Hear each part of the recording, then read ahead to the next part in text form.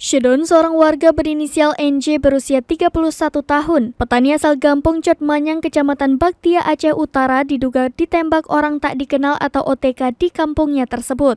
Informasi dihimpun serambinews.com, penembakan itu terjadi pada Kamis 1 September 2022, sekitar pukul 3:20 waktu Indonesia Barat dini hari. Menurut saksi berinisial NS berusia 30 tahun asal Gampong Cotmanyang, Kecamatan Baktia, Aceh Utara, bahwa saat kejadian korban berjumpa dengan pelaku. Korban sempat bertanya kepada pelaku yang diduga kendaraannya mogok sekitar 100 meter dari lokasi kejadian. Korban yang merasa curiga kemudian menghampiri pelaku lagi. Namun saat korban berjalan ke arah pelaku langsung menembak korban dan mengenai paha kanannya. Diduga pelaku berjumlah 2 orang dan melarikan diri ke arah Gampong Matang Ulim, Kecamatan Baktia, Aceh Utara menggunakan sepeda motor jenis Revo warna hitam.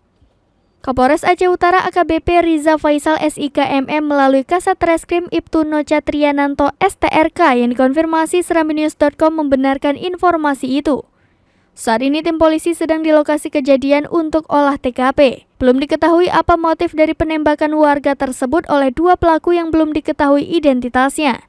Masih dalam penyelidikan, jawab Kasat Reskrim Aceh Utara singkat. Dari Aceh Utara, Zaki Mubarak, Serambi On TV.